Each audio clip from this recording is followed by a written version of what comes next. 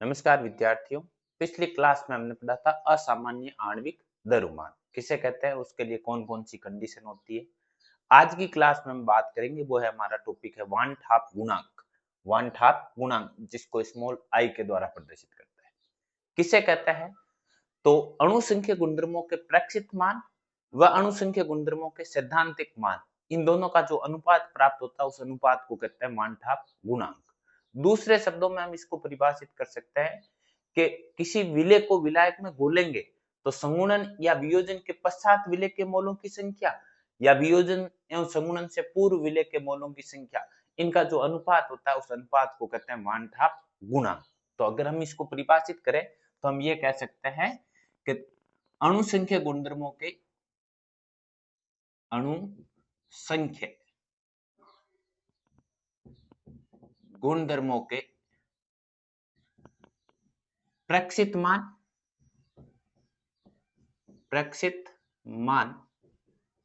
व अणु संख्या गुणधर्मों के अणु संख्या गुणधर्मों के अणु संख्या गुणधर्मों के प्रेक्षित मान व अणु संख्या गुणधर्मों के सैद्धांतिक मान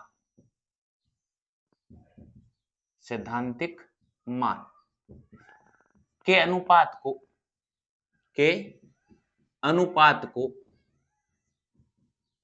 वान हाफ गुणांक कहते हैं। वान हाफ गुणांक कहते हैं। ये वान हाफ गुणांक की परिभाषा हो गई कि अणु संख्या गुणधर्मों के प्रेक्षित मान व अणु संख्या गुणधर्मों के सैद्धांतिक मान के अनुपात को वान हाफ गुणांक कहते हैं। इसको आप इस प्रकार से भी लिख सकते हो कि वान हाफ गुणांक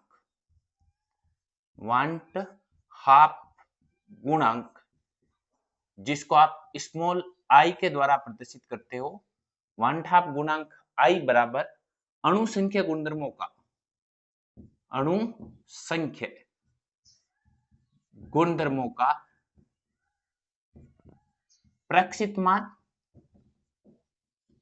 प्रेक्षित मान अपॉन अणु संख्या गुणधर्मों का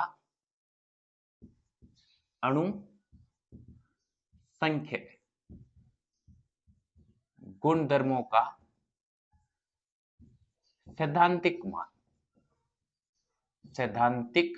मान, इन दोनों का जो अनुपात होता है उस अनुपात को कहते हैं वान हाफ गुणांक। अगर हम इसका एक दूसरा फॉर्मूला लिखें तो इसके लिए हम ये भी कह सकते हैं कि वान हाफ गुणांक जिसको प्रदर्शित किया जाता है स्मॉल आई के द्वारा, तो वियोजन एवं संगुणन विलेय को विलायक में घोलेंगे तो या तो वियोजन होगा या संगुणन होगा। तो हमने लिख दिया वियोजन ऑब्लिक संगुणन, वियोजन या संगुणन के पश्चात विलेय के मोल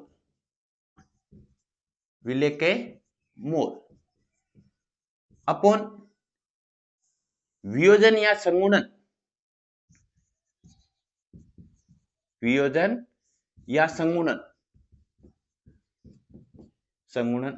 के पूर्व विलेय के मोल। इन दोनों का जो अनुपात होता है इस अनुपात को पढ़ा जाता है वान हाफ गुणांक स्मॉल आई। ये तो वान हाफ गुणांक के बारे में सामान्य जानकारी।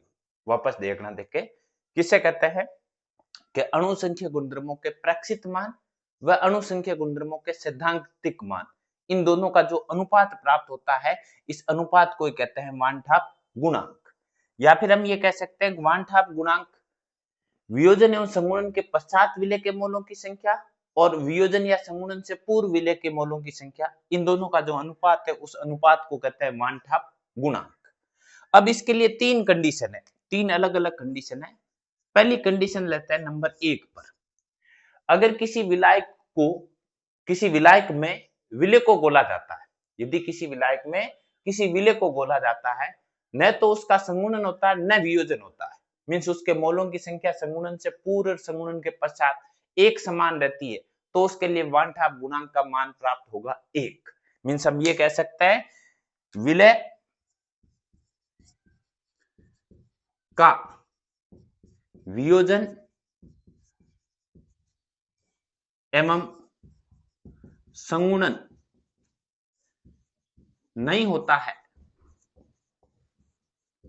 तो वान ठाप गुणांक का मान आई का मान सदैव 1 प्राप्त होता है।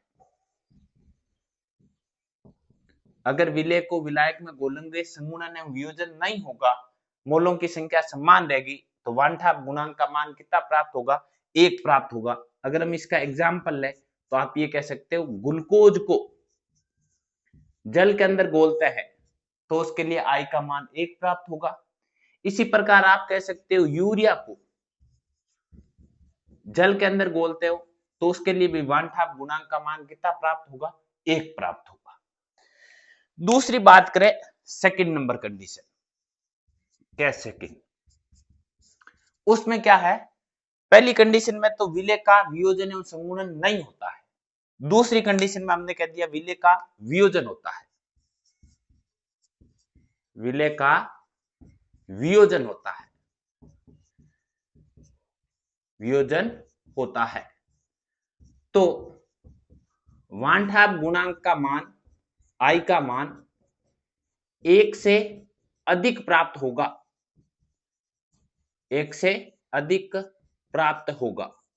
अब ये 1 से अधिक कितना होगा वो निर्भर करेगा आयनों की संख्या पर। उदाहरण के तौर पर हम देखें तो ये हमने उदाहरण ले लिया इसके लिए। पहला उदाहरण लिया नमक NaCl, दूसरा उदाहरण लिया मैग्नीशियम क्लोराइड MgCl2, तीसरा उदाहरण लिया एल्यूमिनियम क्लोराइड AlCl3। इनको आप जल के अंदर घोलते हो तो इनका मान है आई का मान है, वान ठाप गुणांक का मान है वो 1 से अधिक प्राप्त होगा। अगर इनके लिए लिखे तो NaCl के लिए आई का मान है वो 2 प्राप्त होगा क्योंकि आयन 2 बनेंगे। मैग्नीशियम क्लोराइड के लिए आई का मान 3 प्राप्त होगा और AlCl3 के लिए आई का मान है वो 4 प्राप्त होगा। ऐसा क्यों? तो उसके लिए एक एग्जांपल हम यहाँ पर एक अभिक्रिया के द्वारा देखते हैं। अगर आप नमक को जल के अंदर घोलते हो तो 2 आयन बनेंगे, एक तो सोडियम आयन बनेगा और एक क्लोराइड आयन बनेगा। और वान ठाप गुणांक निकालने का सूत्र क्या होता है आई निकालने का? कि वियोजन के पश्चात विलय के मोलों की संख्या, वियोजन के पश्चात विलय के मोलों की संख्या, वियोजन से पूर्व विलय के मोलों की संख्या। तो वियोजन के पश्चात विलय के मोलों की संख्या कितने मोल है? 2। पूर्व कितना मोल है? 1। तो आई का मान कितना प्राप्त हो गया? 2 प्राप्त हो गया। इसी प्रकार इसके आयन बनाओगे तो कितने आयन बनेंगे? 3। एल्यूमिनियम क्लोराइड के बनाओगे तो कितने बनेंगे? 4। ये तो हुआ वियोजन। फिर कंडीशन नंबर 3, केस थर्ड। उसमें क्या होता है? पहली कंडीशन में न तो वियोजन होता है न संगुणन होता है, दूसरी कंडीशन में वियोजन होता है और तीसरी कंडीशन में संगुणन होता है। विलय का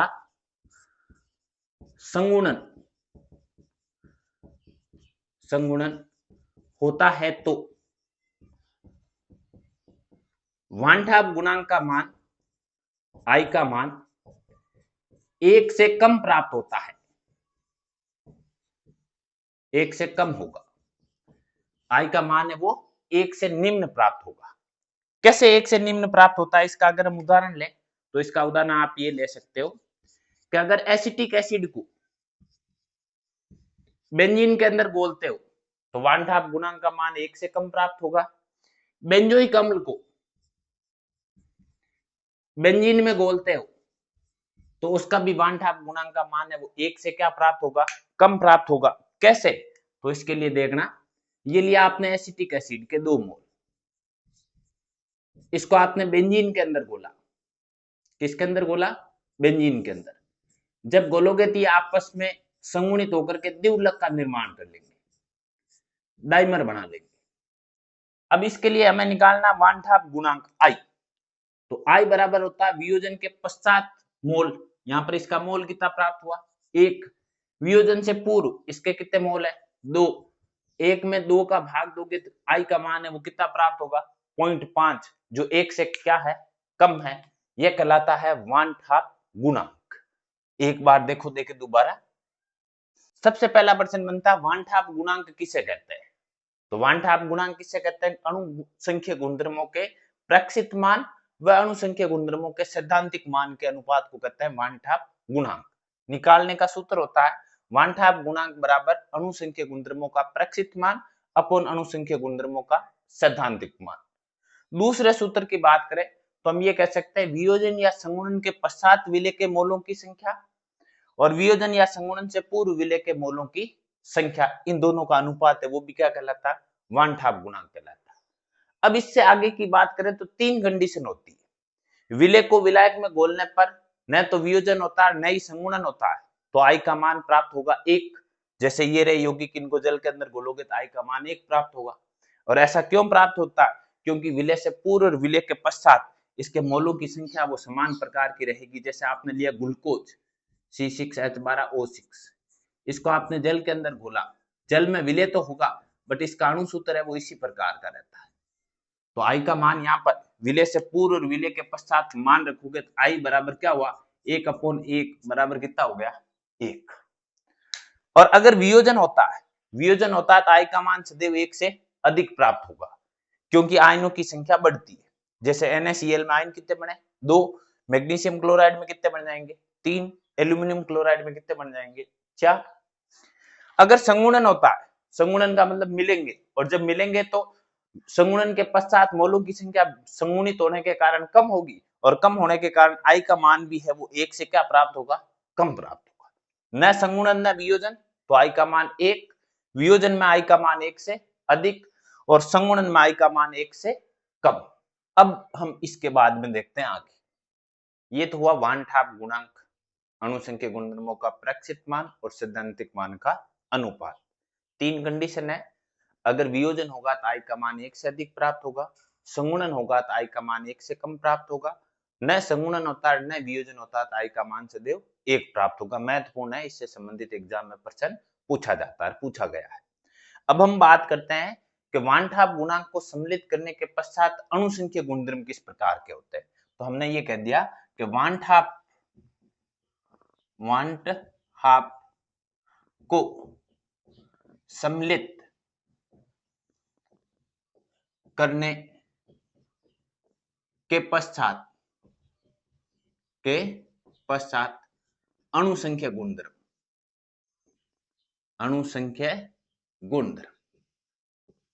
इनकी बात करते हैं।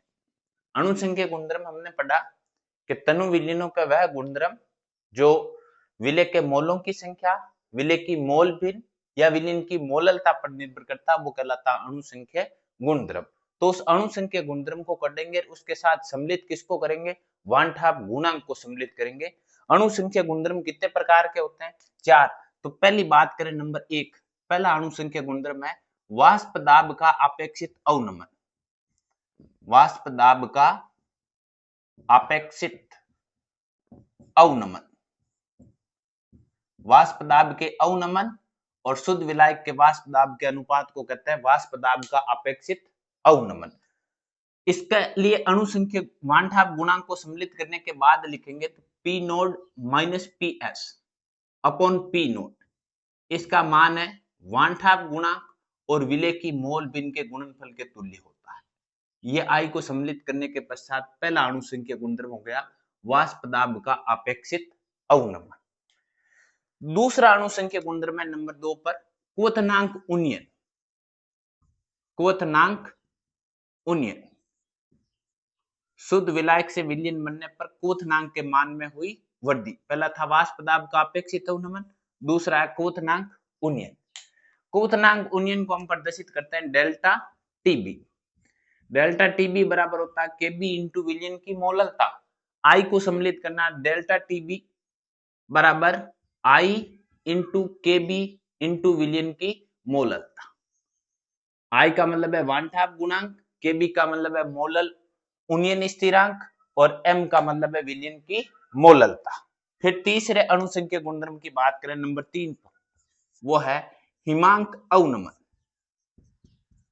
हिमांक अवनमन, हिमांक के मान में हुई कमी, शुद्ध विलायक से विलयन बनने पर हिमांक के मान में हुई कमी, जिसको हम प्रदर्शित करते हैं डेल्टा टीएफ के द्वारा। डेल्टा टी एफ बराबर होता है के एफ इंटू विलयन की मोललता।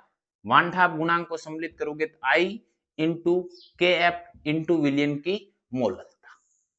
ये तीसरा अणुसंख्या गुणधर्म हो गया। नंबर 4, चौथे अणुसंख्या गुणधर्म की बात करें तो चौथा अणुसंख्या गुणधर्म है परासरण दाब। परासरण दाब, सांद्र विलयन पर परासरण दाब, एक दाब लगाओगे जो परासरण की क्रिया को रोक देता है उसे कहते हैं परासरण दाब।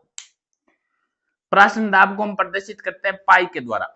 वांट हाफ गुणांक, वांट हाफ के अनुसार उसके लिए सूत्र व्युत्पन्न किया तो पाई बराबर आया था C R T. Want half को सम्मिलित करना अब यहां पर तो पाई बराबर हो जाएगा आई सी आर टी।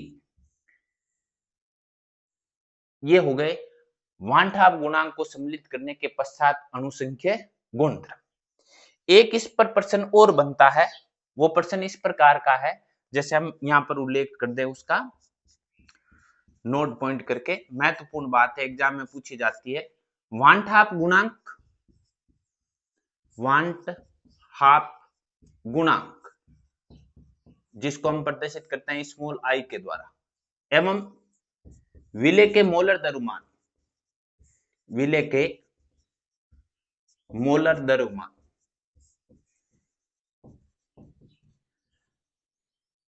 स्मॉल एम विलेय के द्वारा इसको प्रदर्शित कर सकते हो।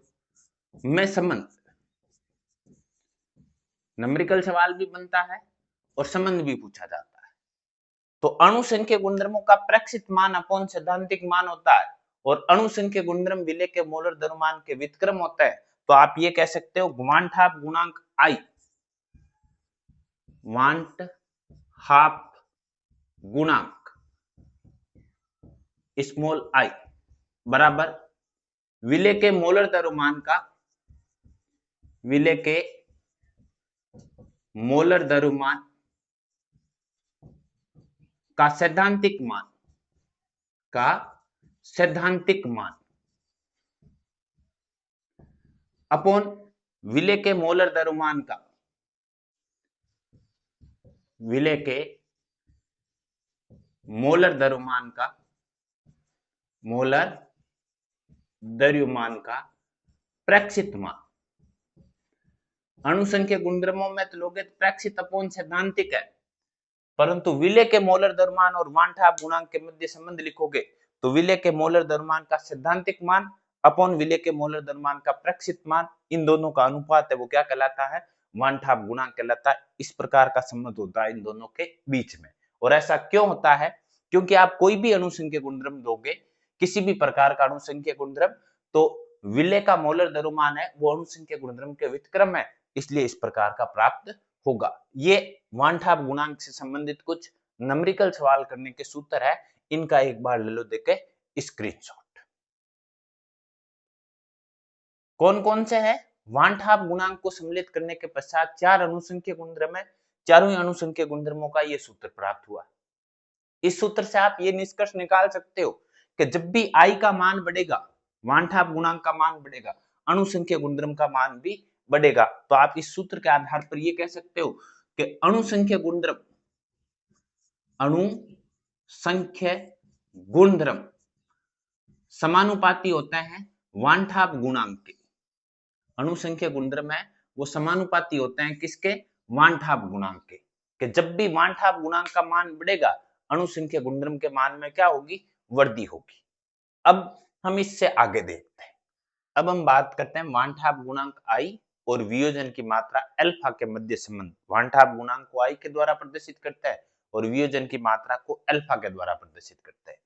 मान लिया कि ये कोई अभिक्रिया है जिसमें ए अभिकारक अणु है, ए पदार्थ है जो विलायक में घोलने पर वियोजित होता है और एनबी मोल बनाता है। कितने मोल बनाता है, एनबी मोल बनाता है। जब इसको विलायक में घोलते हैं तो विलायक में घोलने पर इसका क्या होता है, वियोजन होता है। क्या होता है भाई, वियोजन होता है। तो मान लिया प्रारंभ में, प्रारंभ मतलब वियोजन से पूर्व, वियोजन से पूर्व मोल, किसके मोल, विलेय के मोल। तो यहां पर प्रारंभ में विलेय से पूर्व विलय के वियोजन से पूर्व मोलों की संख्या ए के मोलों की संख्या मान लिया आपने 1 मोल है। कितना मोल है? 1। अगर वियोजन नहीं होगा एनबी विलय के मोलों की संख्या कितनी प्राप्त होगी? 0। फिर आपने बात की साम्य पर, जिसको आप साम्य नहीं पढ़ करके ये पढ़ सकते हो, वियोजन के पश्चात, वियोजन के पश्चात मोल। किसके मोल? विलय के मोल। वियोजित होने वाले पदार्थ की मात्रा कितनी है? अल्फा। तो यहाँ कितना प्राप्त हो जाएगा? 1 माइनस अल्फा। यहां पर कितना प्राप्त हो जाएगा? अल्फा तो प्राप्त होगा बी का, जितना वियोजित होगा उतना प्राप्त होगा। मोलों की संख्या कितनी है? एन। तो कितना प्राप्त हो जाएगा? N alpha. अब हमें निकालना है वान हाफ गुणांक। वान हाफ गुणांक निकालना तो आपने ये लिख दिया, वियोजन से पूर्व, वियोजन से पूर्व विलय के कुल मोल, विलय के मोल या कुल मोल, विलय वियोजन से पूर्व विलय के कुल मोलों की संख्या देखोगे तो 1 में 0 जोड़ दिया, कितना मोल प्राप्त हो गया? 1 मोल प्राप्त हो गया। फिर आपने देख लिया वियोजन के पश्चात विलय के मोल, वियोजन के पश्चात, क्योंकि हमें वान हाफ गुणांक निकालना, दोनों की आवश्यकता पड़ेगी। वियोजन के पश्चात विलय के मोल, विलय है अभिकारक और उत्पाद में, उसके मोलों की संख्या जोड़ दो। अभिकारक में कितनी है? 1 माइनस अल्फा। उत्पाद में कितनी है? N alpha. अब हमें निकालना है वान हाफ गुणांक। क्या निकालना है? वान हाफ गुणांक। वान हाफ गुणांक को हम प्रदर्शित करते हैं किसके द्वारा? स्मॉल आई के द्वारा। सूत्र क्या होता है? वियोजन के पश्चात विलय के मोल, वियोजन से पूर्व विलय के मोल, वियोजन के पश्चात, वियोजन के पश्चात विलय के मोल, विलय के मोल अपॉन वियोजन से पूर्व विलय के मोल,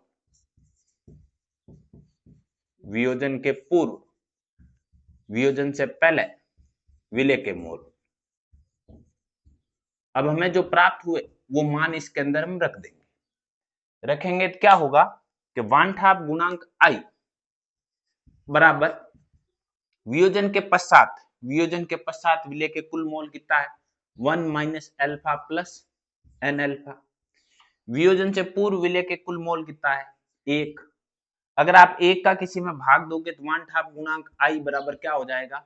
1 minus alpha plus N alpha. इसको समीकरण नंबर दे दिया आपने कितना? 1। अगर आप इस समीकरण को आगे सरल करते हो तो आगे किस प्रकार से सरल हो जाएगी? ये 1 इस ओर से इस ओर आएगा तो किसका हो जाएगा? माइनस का। क्या बन गया? आई माइनस 1 बराबर, पीछे बचा माइनस का अल्फा प्लस एन अल्फा। जो प्लस है उसको हमने पहले लिख दिया एन अल्फा, माइनस वाले को हमने बाद में लिख दिया। इन दोनों में से कॉमन आ जाएगा, क्या आ जाएगा? आई माइनस 1 बराबर, कॉमन आ गया अल्फा, पीछे क्या बचा? एन। यहां पर कितना बचा? 1। अल्फा चला गया तो 1। हमें गणना करनी है अल्फा में, तो अल्फा बराबर क्या हो जाएगा? आई माइनस 1 अपॉन, ये इसके गुणा में उस तरफ चला जाएगा तो किस में हो जाएगा? भाग में, एन माइनस 1। ये वान हाफ गुणांक आई और वियोजन की मात्रा के मध्य संबंध हो गया। इसको समीकरण नंबर 1 दिया तो इसको समीकरण नंबर दे दो आप 2 और इसको समीकरण नंबर दे दो आप 3। इसमें अगर इन संख्याओं का उल्लेख करें तो इसमें अल्फा का मतलब किसकी मात्रा है? वियोजन की मात्रा, वियोजन की मात्रा। आई का मतलब किससे है? वान हाफ गुणांक से, वान हाफ गुणांक से। और एन का मतलब किससे है? विलय के मोल से, विलय के मोल से। ये संबंध हो गया वान हाफ गुणांक आई और वियोजन की मात्रा के मध्य संबंध। समीकरण नंबर 1 और समीकरण नंबर 3 महत्वपूर्ण है जानकारी में रखना। देखो आपने लिया ए वियोजित होकर के कितना मोल बनाता है? एनबी मोल। वियोजन से पूर्व इसका मोल माना 1। अगर वियोजन नहीं होता तो बी के मोलों की संख्या 0। वियोजन के पश्चात वियोजित होने वाला पदार्थ अल्फा है तो 1 में से कितना वियोजित होगा? अल्फा। यहाँ प्राप्त कितना होगा? N alpha. एन अल्फा क्यों प्राप्त होगा कि एक का तो होगा अल्फा, जितना वियोजन हुआ उतना प्राप्त होगा, उसके मोलों की संख्या एन, तो प्राप्त कितना हुआ एन अल्फा, मतलब यहाँ पर एन का मतलब है मोलों की संख्या से। तो ये वियोजन से पूर्व मोल हो गया, एक वियोजन के पश्चात मोल हो गया 1 minus alpha plus N alpha, दोनों को जोड़ लिया अभिकारक और उत्पाद में विलय के मोलों की संख्या को। आई निकालने का सूत्र होता है वियोजन के पश्चात मोल अपॉन वियोजन से पूर्व मोल। इन दोनों का मान रख करके सरल करोगे तो ये आ जाएगा वांछाप गुणांक आई और वियोजन की मात्रा अल्फा के मध्य संबंध। अभी हमने देखा वांछाप गुणांक आई वियोजन की मात्रा में संबंध। अब हम देखते हैं वांछाप गुणांक आई एवं संगुणन की मात्रा। संगुणन की मात्रा को भी हमने मान लिया अल्फा, इनके बीच में संबंध कैसे होता है, एक में वियोजन होता है एक में संगुणन। तो ये हमने एक अभिक्रिया ले ली, इस अभिक्रिया में हमने क्या लिख दिया कि एन ए मोल है वो संगुणित होता है एक एन मोल हो जाता है। जैसे बेंजीन में एसिटिक एसिड को बोलते हैं तो वो द्विघटक बनाता है, वैसे ही एन मोल संगुणित होकर के एक ए एन मोल संगुणित हो जाता है। और इसमें इसका होता क्या है, यह संगुणन होता है। क्या होता है, संगुणन, अणु आपस में संगुणित हो जाते हैं। तो आपने ये लिख दिया संगुणन से पूर्व, संगुणन से पूर्व विलय के मोल, संगुणन से पूर्व विलय के मोल। मान लिया कि ए जो विलय पदार्थ है इसके मोलों की संख्या जैसे वहां मानी थी वैसे ही मान लेते हैं ए मोल, एक मोल, ए का कितना मोल है, एक मोल है। संगुणन नहीं होगा तो इसके मोलों की संख्या कितनी होगी, 0। फिर आपने लिख दिया संगुणन के पश्चात, संगुणन के पश्चात विलय के मोल, विलय के मोल। संगुणित होने वाले पदार्थ की मात्रा कितनी है अल्फा, जो अभिकारक अणु में से क्या होगी वियोजित, तो 1 माइनस अल्फा। यहाँ पर प्राप्त कितनी होगी अल्फा, वहां तो था एन गुणा में, यहाँ है भाग में, तो अल्फा में किसका भाग दे दोगे एन का, तो अल्फा अपॉन क्या प्राप्त हो जाएगा एन। तो पहली कंडीशन में ये हो गया संगुणन से पूर्व, संगुणन से पूर्व विलय के मोल, विलय के मोल, संगुणन से पूर्व विलय के मोलों की संख्या कितनी है, एक मोल है। फिर दूसरी कंडीशन देख लिया संगुणन के पश्चात, संगुणन के बाद, संगुणन के पश्चात विलय के मोल, विलय के मोल अभिकारक और उत्पाद के जोड़ लो 1 minus alpha plus 1 minus alpha plus alpha upon N. ये संगुणन के पश्चात और संगुणन से पूर्व विलय के मोल आ गए। हमें किसकी गणना करनी है, वांछाप गुणांक की, तो ये सूत्र लिख दिया वांछाप गुणांक, वांछाप गुणांक जिसको आई के द्वारा प्रदर्शित करते हैं, आई बराबर संगुणन के पश्चात मोल, संगुणन के पश्चात किसके मोल, विलय के मोल, विलय के मोल अपॉन संगुणन से पूर्व विलय के मोल, संगुणन के पूर्व विलय के मोल। इन दोनों का हमें अनुपात निकालना है। अगर अनुपात निकालोगे तो क्या सूत्र बनेगा, वांछाप गुणांक आई बराबर संगुणन के पश्चात मोल 1 minus alpha plus alpha upon n. संगुणन से पूर्व, संगुणन से पूर्व कितना है एक, ये यहां चला जाएगा तो आई बराबर क्या हो जाएगा 1 minus alpha plus alpha upon N. इसको समीकरण नंबर दे दिया 1, इसको समीकरण नंबर दे दिया आपने 2। अगर आप इस एक को इस तरफ भेजोगे तो ये किसका हो जाएगा माइनस का, आगे के लिए सूत्र क्या बन जाएगा कि आई माइनस 1 बराबर पीछे की तरफ है minus alpha plus alpha upon n, तो प्लस वाले को आपने पहले लिख दिया alpha upon n minus alpha. इन दोनों में से कॉमन ले लिया, क्या कॉमन आ जाएगा अल्फा, जैसे वहां पर आया था 1 माइनस अल्फा बराबर अल्फा को ले लिया कॉमन, तो 1 बटा एन माइनस 1। फिर आगे सरल किया i माइनस 1 बराबर अल्फा, इसका लेसअप ले लिया n, n का n में भाग दिया तो एक, एक को एक से गुना किया तो एक, एक का n में भाग दोगे तो n, n को एक से गुना करोगे तो n। फिर हमें बात करनी है अल्फा की, अल्फा की बात करोगे तो ये भाग में है वो उसके चला जाएगा गुणा में, और ये गुणा में वो चला जाएगा भाग में, तो अल्फा बराबर क्या हो जाएगा n कोष्टक i minus 1 upon 1 minus n। ये बन गया वांछाप गुणांक i एवं संगुणन की मात्रा के मध्य संबंध। इसको समीकरण नंबर 2 दिया, इसको समीकरण नंबर पढ़ लिया 3 और इसको समीकरण नंबर पढ़ लिया 4। यहां पर बात करें हम अल्फा की, तो यहाँ अल्फा का मतलब किससे है, संगुणन की मात्रा से। कितने प्रतिशत संगुणन होता है, संगुणन की मात्रा। n का मतलब किससे है, विलेय के मोल से, विलेय के मोल से। i का मतलब किससे है, वांछाप गुणांक से, वांछाप गुणांक से। ये हो गया वांछाप गुणांक और संगुणन की मात्रा अल्फा के मध्य संबंध। वापस देखना, देखे n मोल है, संगुणित होकर के n मोल बनाता है। संगुणन से पूर्व इसका मोल 1 तो यहाँ पर होगा 0, संगुणन के पश्चात मोल तो इसमें से वियोजित होता है वो कितना है, संगुणित होता है वो कितना है अल्फा, तो 1 में से कम होगा अल्फा। यहाँ प्राप्त कितना होगा अल्फा, और अल्फा में भाग किसका दे दोगे n का, तो इन दोनों को जोड़ दोगे वो तो हो जाएगा संगुणन से पूर्व, इन दोनों को जोड़ दोगे वो हो जाएगा संगुणन के पश्चात।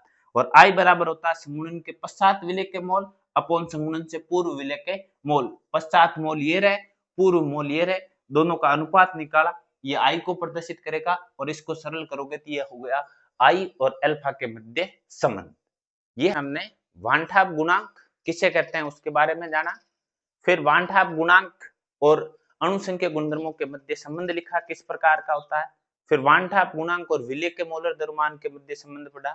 उसके बाद में वांछाप गुणांक और संगुणन की मात्रा और वांछाप गुणांक एवं वियोजन की मात्रा के मध्य हमने संबंध देखा। अगर आपको ये जानकारी ठीक लगी तो हमारे चैनल को लाइक करें, शेयर करें एवं सब्सक्राइब करें। धन्यवाद।